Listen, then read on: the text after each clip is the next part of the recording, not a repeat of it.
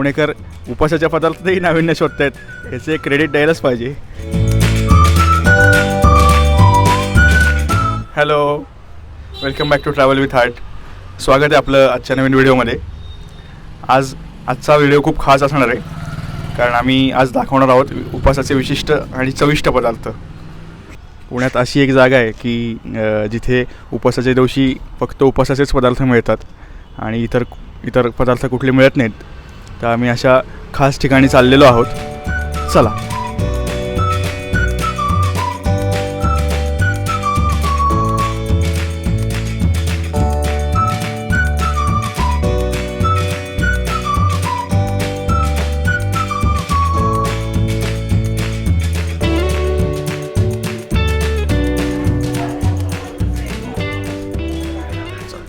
तर हे आहे उपासाचं थालीपीठ, त्याच्याबरोबर आले दही, आणि हे आहे उपास बटाटा टोस्ट. उपासाचा बटाटा वडा आहे आणि तो दह्यात घालून दिलेला आहे. तो आता आपण खाऊन बघूया कसं लागतंय ते.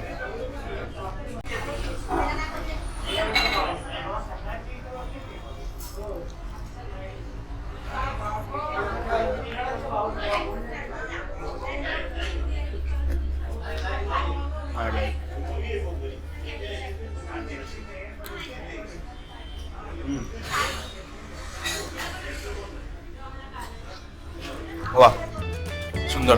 दही जरा गोड आहे. लोक म्हणतात पुणेकर एकटीच्यावर झोपतात, काय करत नाहीत, पण पुणेकर उपासाच्या पदार्थातही नाविन्य शोधत आहेत, त्याचे क्रेडिट द्यायलाच पाहिजे. तर घेऊयात आपण आता त्याचा आनंद. पण छान लागते ते, मस्त कॉम्प्लिमेंट करते उपासाच्या बटाट्या वड्याला. वडा त्या दह्यात भिजवल्यामुळे कुरकुरीत नाही लागत आहे, पण चव मस्त लागते. जी बटाट्याची भाजी असते ना आपली उपासाची, त्या टाईपमध्ये थोडासा वडा लागतोय, पण ते दही आणि ते एकत्र मस्त जाते. हे आहे उपासाचं थालीपीठ. आता ते काटा चमच्याने खायचे सोपस्कार नाही करणार आहे मी, बट स्टील आपल्या हाताने खाल्लेलं बेटर आहे. वा, मस्त खरपूस आहे, गरमागरम ते इतकं छान लागते. आणि या दह्यात थोडी मिरची पण आहे. हो, मिरची आलं, त्यामुळे ते अजूनच भारी लागतं. आता आपला पुढचा स्पॉट आहे श्रीनाथजी साबुदाणा वडा, जे की रविवार पेठेत आहे. यांच्याकडे वर्षभर आणि रोज साबुदाणा वडा मिळतो आणि हे अगदी गर्दीच्या ठिकाणी आहे, त्यामुळे गाडी लांब लावून चालत आलात तर बेटर आहे. तिकडे अजूनही काही गाड्या आहेत की जिथे साबुदाणा वडा मिळतो, पण हे नाव नक्की लक्षात ठेवा. परफेक्ट गोल्डन ब्राऊन होईपर्यंत तळल्यावर बाहेरून मस्त कुरकुरीत आणि आतून तेवढाच सॉफ्ट, पण अजिबात रबर नाही लागत आहे. नाही तर जनरली साबुदाणा वड्याचं रबरी आणि चोई होतं, ते मजा नाही येत मग, पण इथे तसं नाही. आणि वड्याबरोबर काकडीची कोशिंबीर, ही गोडसर आहे थोडीशी, आणि मिरचीची चटणी, तिखट गोड असं मस्त दोन्ही कॉम्बिनेशन लागतं छान. आता आपण आलोय कैलास डेअरीमध्ये. पुण्यातला हा एक ओजी स्पॉट आहे. तर माझं नाव गिरीश आहे आणि आपली डेअरी 1964 पासनं आहे आणि इथे आमचे आजोबांनी सुरुवात केली आणि आता आमची 3rd जनरेशन आहे. तर आपल्याकडं भरपूर प्रोडक्ट्स आहे. कलाकंदमध्ये फ्लेवर्स आहे, ब्लूबेरी, मँगो, रोज, पिस्ता, आणि लस्सी पण आहे, त्यात पण फ्लेवर्स आहे भरपूर. आणि आमचं स्पेशल प्रोडक्ट आता कुल्फी बासुंदी, कुल्फी रबडी वगैरे सगळं चालते आता.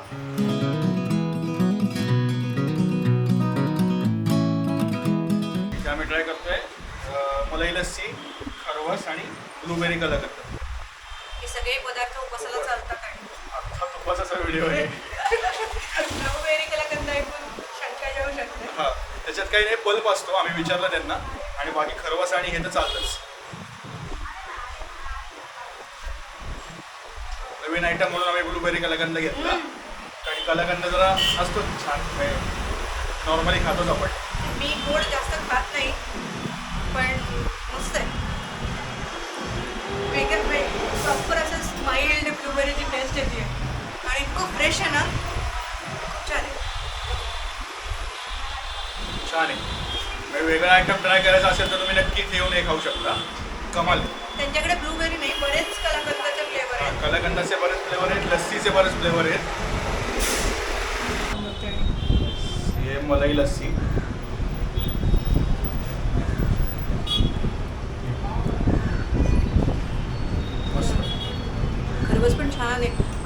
असा गोड वगैरे नाही आहे. लस्सी थोडी पातळ आहे, म्हणजे पिण्याच्या कन्सिस्टन्सीमध्ये आहे, त्यामुळे चांगली आणि मलाई पण छान. सर्व अप्रतिम आहे. आता आम्ही असं एकदम आदर्शासारखं खातो असं वाटेल तुम्हाला.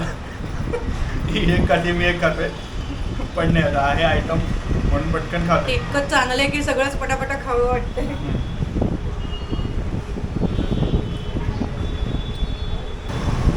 एकदम रिफ्रेशिंग, जास्त गोड नाही, प्रमाणात गोड, मस्त आहे. सर्वच पण गोड नाही.